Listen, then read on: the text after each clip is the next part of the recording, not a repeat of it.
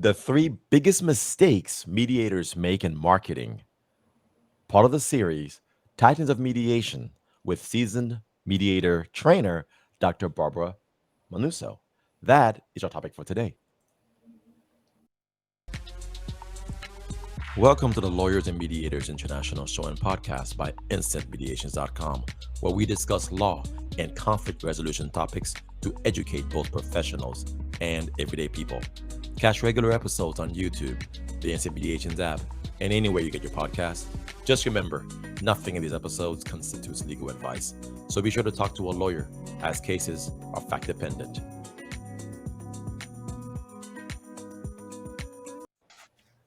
Hey everyone, this is Mac Pierre-Louis, attorney, mediator, arbitrator, working throughout Florida and Texas. And Natalia Olowska-Czajka, advocate, mediator, and arbitrator from Warsaw, Poland. And I'm Dr. Barbara Sunderland Manousso, working worldwide as a mediator, arbitrator, and a trainer as well. And I am thrilled today to have not only an old friend, but one of the titans also of mediation, with her work on helping mediators actually market their practice, their product, whatever you want to call it. That is something that when people are in our mediation trainings, they're very nervous about. Okay, I've got all this information. I feel on top of the game. I know what I need to do, but how do I get any business and how do I market myself? And I am thrilled to say that Natalie Armstrong-Motin is part of our training team for Manousso mediation and arbitration. And she is absolutely outstanding. Our students are so thrilled that she brings her marketing expertise just for mediators. She has honed it for the profession itself and for the variety of people who are mediators. Not everybody's an attorney. We get teachers, we get human resource people, doctors, every Indian chiefs, all the way across the board. And so welcome, Natalie. You're going to talk today with us about the three biggest mistakes that mediators make in marketing. So could you start giving us a peek into the window here start with the first one. What would you say is the biggest mistake? And then we can talk about the other two as we go. I think the biggest mistake that I see mediators and arbitrators make in their practice development is focusing all of their efforts on being a great mediator or a great arbitrator. Now, that's a really good thing. It's good for our industry, good for our clients, but it's not super great for their individual practice. And so one of the key components to building a successful mediation practice, and one of the biggest mistakes any of us can make, is not thinking of ourselves first and foremost as an entrepreneur, as a business person. Because no matter how great you are in a mediation room or in an arbitration room, if people don't know you and like you and trust you enough to hire you, your practice isn't going anywhere. So you could be the most amazing neutral, but if you don't have clients, it just doesn't matter. Nope. So to get clients, you have to be a savvy business person. And that skill just takes a lot of time to create and fine tune and maintain, because things change. 27 years ago when I started doing this, the internet was just at the very beginning stages. And we didn't have podcasts, and we didn't have YouTube channels, and we didn't have LinkedIn, and we didn't have mediation.com or ADR notes or any of these kinds of things. So I think focusing a good portion of your time and energy on attending marketing, entrepreneurship, and business seminars, reading those books, listening to those podcasts, talking to those people, it's absolutely imperative. And it is one of the biggest mistakes that you can make, ignoring that. Thank you for it. And what we didn't have all those years ago were Mediation Mondays or Marketing Mondays that you are leading. Can you tell a little bit about that too, please? Sure. So there's every Monday morning, 8 a.m. Pacific, 11 a.m. Eastern, just a really gentle reminder that you need to be doing something for yourself, something for your practice. And so I go live on LinkedIn, Twitter, and YouTube every Monday morning. It's free. You find me on LinkedIn, follow me, find me on Twitter, follow me, find me on the YouTube, subscribe to that channel. And then it's just a short little live interactive webinar, podcast video similar to this one, and I talk about all different kinds of things. And I always encourage listeners and viewers to let me know what they want me to talk about. So if you let me know in the comments what is troubling you, what is challenging to you, what you're curious about, I'm happy to cover those topics in upcoming programs. Thank you, Natalie. First time I met you, I think it was Dr. Manousso's training when I was going through it. This is years ago, and so I have a natural interest in marketing as well, and definitely everything you say always resonates. With that, what now we're in an online world, right? So a lot of mediations are not just being done, you know, with the regular in the office, face to face anymore.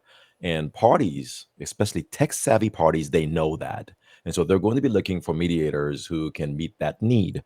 So when you're going through these, big mistakes, so do any of them connect to the internet in a very, very powerful way? But please, you can continue through your the different points you want to make. No, Mac, you nailed it. That's actually my next on my list of mistakes that mediators make. And the mistake is ignoring all of these resources that we now have at our disposal, ignoring the fact that not only are we online, our clients know it and they expect it of us. And so you don't want to have a practice that is just, tech savvy. You really want to have a practice that is cutting edge.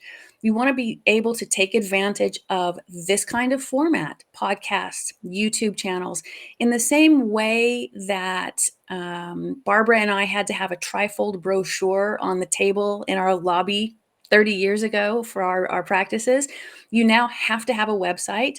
And after 2022, video and podcast are king, which is great and fantastic. They are a fabulous way for our prospective clients to see us, to hear us, to understand our passion, to appreciate that we can put two sentences back to back in a cogent fashion. They allow us to be the credible authority on our practice specialty. And so taking advantage of this kind of tech is really important. And not just because this is a great way to build your practice, but for the point of social proofing. And social proofing, we've all done it.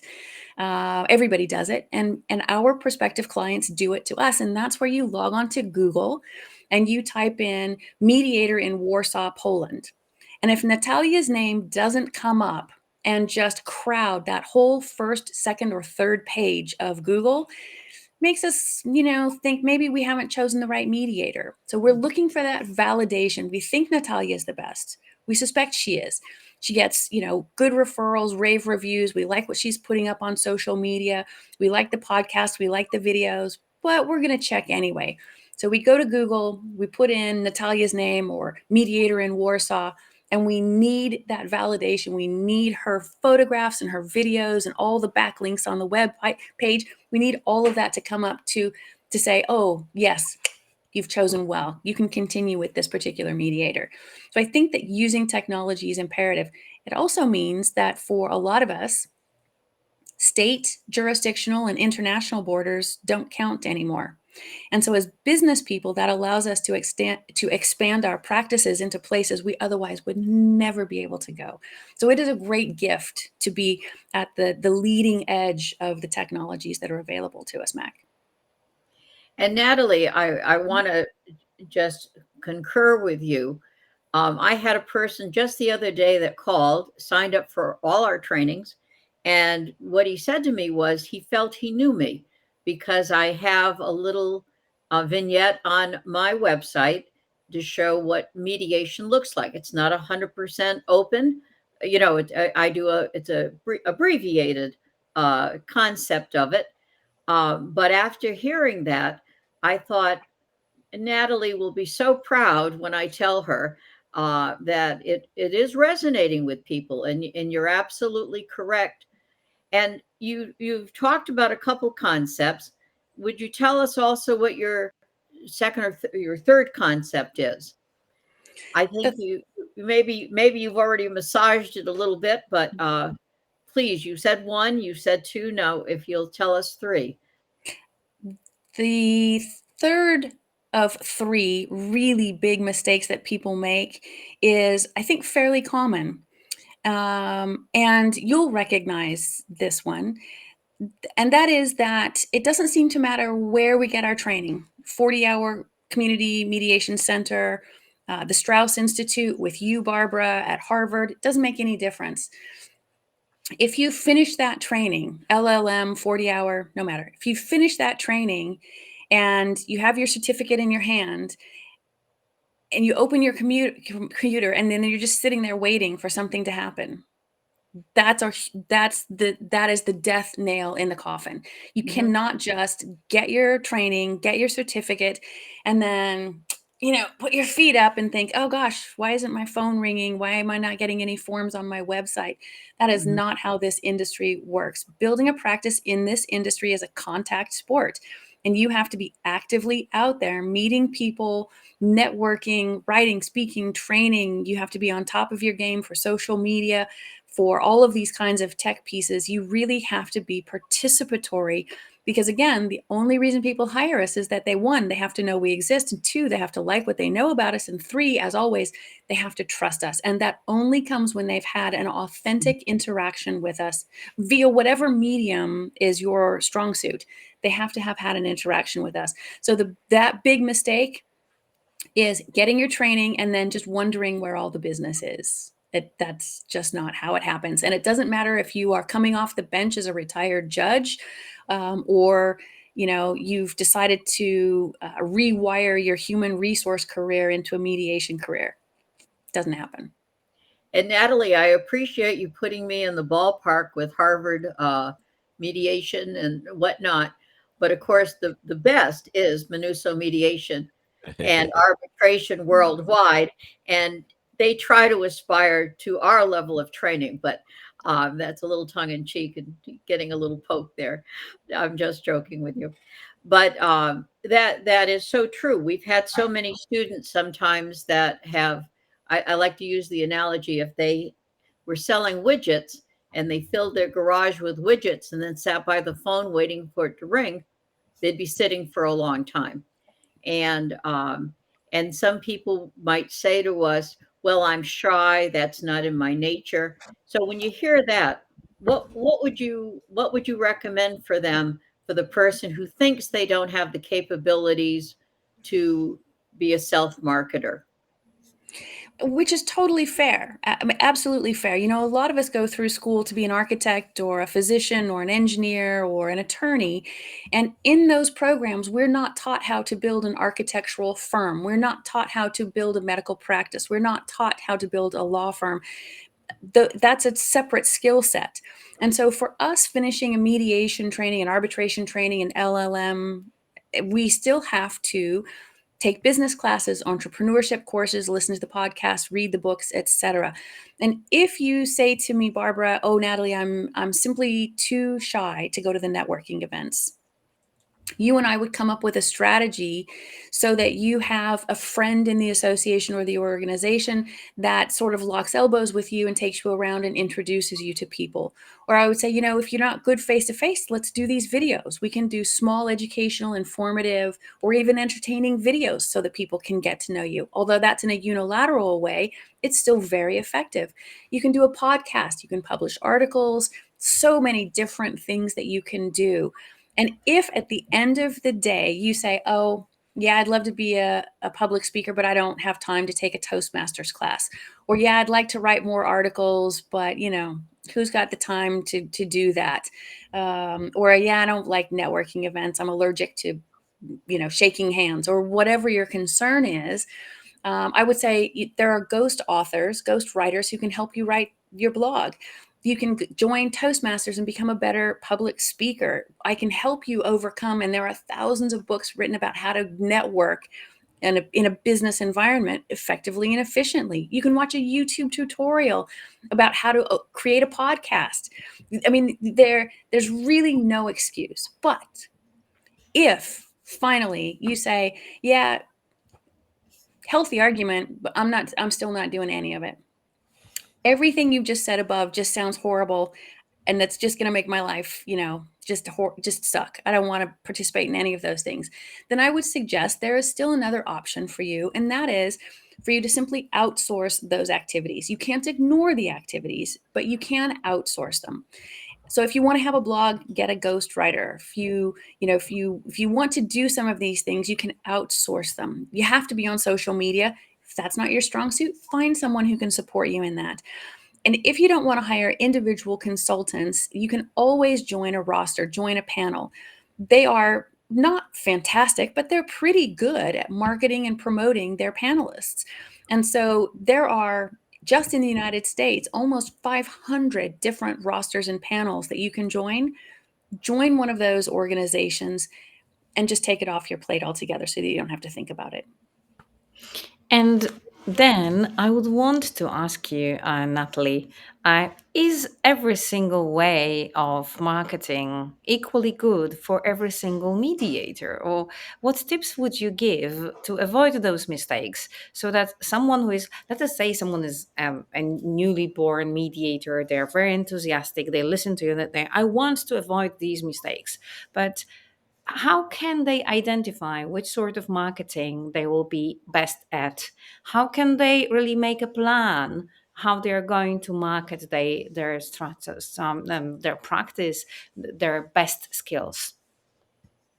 So I think, Natalia, the answer is to maybe sit quietly and reflectively and think about which of those mediums is both most effective and efficient for the kind of client that you want to attract. That should be your primary concern. And what is your comfort zone? What is most authentic to you? And at the intersection of those two things, you'll find the medium, you'll find the activity that is best for you. So if you are really good at social media, fantastic. That's a great strong suit to have. Then you want to think about, where are my people? Are my people on Facebook? You need to be really good at Facebook. Even if you prefer TikTok or Instagram or something else, if your people are on Facebook, you need to be on Facebook. For most of us, our people are going to be on LinkedIn. So you need to be on LinkedIn. You need to be really invested in your presence on LinkedIn. But you'll find that intersection, I think, fairly naturally if you just sit and think about, where are your people? What do they want? And where am I most comfortable and most authentic? And where those two converge, that's your comfort zone. I'd also recommend to new mediators and arbitrators, pick just one thing to do. Pick just one thing, do it really, really well, and then add another component so that as you get in the groove, as you develop an SOP for whatever that activity is, so that it just becomes habitual, then you can add something and make it more complicated. But if you're brand new to opening a business and you say, oh, I want to write articles, I want to be a public speaker, I'm going to do all of the networking, I'm going to offer a training, I'm going to be on social media, I'm going to have a podcast and a YouTube channel, I'm tired just talking about it. It's a lot of effort, and you'll be tired trying it, and then you'll get frustrated, and it's not fun, and you won't continue it, and you're more than likely to drop all of those activities and not have any of them working for you. And I think that it's always better to just do one thing, do it really, really well, and then add from there. Can you speak again to what you said earlier about when people say something like, but I'm shy or I don't want to be online? Because it's easy for us to talk about, being on video, having our voices recorded. But what if somebody's sitting there and they're like, man, you know what, but I have an accent or I don't look good for the cameras. What would you say to that person to encourage them? I think that those are things that we all work with because that's just the human condition. So we all have, those little voices in the back of our head. If you don't have that little voice, you probably need to talk to somebody about your diagnosis is a sociopath. So we all have, those little things that say, oh man, if I had better eyebrows, I could be much more effective on YouTube, or, whatever your thing is about yourself. But I think that what our clients want from us is to get to know us. They want to see us, and they don't mind, they don't mind that your nail polish is pink instead of red. They don't mind that they can't see your yoga pants. They can only see this part. They're not nearly as judgmental of you as you think they are. People are much more forgiving. Now, if you're unprofessional, that's different. But all of those little things that we think are, my voice is too tinny, or gosh, if, my teeth were whiter, this video would look a lot better. We're much harder on ourselves than our audience is. And Natalie, when you're saying this also, and we've said this in our trainings to our students as well, sometimes I have been criticized for being too particular to tell people to groom themselves and to look groomed, period. And if people feel that they can't extend themselves to a social media platform, how do they expect to mediate? They are in front of people. They have to have the ultimate communication skills, and they need to communicate a professional image. So that's something that we do talk about. And you, of course, reinforced it with your wonderful segment of helping our mediators learn better marketing skills. But I think just to start that as the baseline, if you don't think you are good enough, maybe you shouldn't be a mediator or an arbitrator. Maybe you just use these skills in your job in human resources, or as a medical doctor, or a retired judge, whatever it is that you need to do, enhance it with a skill set, but it might not be the profession for you either. So that's a side note as I'm hearing you speak. And 25 something years ago, Natalie, do you remember how we met? And here we are 25 plus years later on the podcast, and you have become a titan of mediation because of what you've done to nurture, to inform, and to support people on a regular basis to help them be the mediators they hope they could be. And Natalie, again, I applaud you. I thank you. And I think a round of applause for your efforts in helping people, giving them that step ladder so that they can achieve and go to the top is outstanding. Is there anything you'd like to say just in closing that would reinforce your three biggest mistakes that mediators make in marketing, in summary? First, thank you, Barbara. You're very generous, as always, with your compliments, and I appreciate that very much. So I think, no, those three mistakes, one, don't just sit back and do nothing. Building a practice is a contact sport. You have to get out there and you have to participate, do something. And you don't have to do anything major. Do something small every day. Update your database, log on and interact with people on your social media account. With a critical eye, look at your website. Watch a YouTube tutorial on how to create a YouTube channel. You can do something every day. These don't have to be monumental tasks, but be active, do something for yourself. Then the next thing is remember to be a good entrepreneur, a savvy business person. Read business books, listen to business and entrepreneurial and marketing podcasts, participate in these kinds of events on a really regular basis. And then next, take advantage of some of the really fun apps, technologies, platforms, and mediums that we have available to communicate with our clients, manage their issues, their conflicts, their disputes, their mediations, their arbitrations, and that allow us to build and promote our industry and our practices individually. That's really all that I wanted to talk about today. All right. Thank you so much. All right, guys. Until next time, take care. Thank you, Natalie.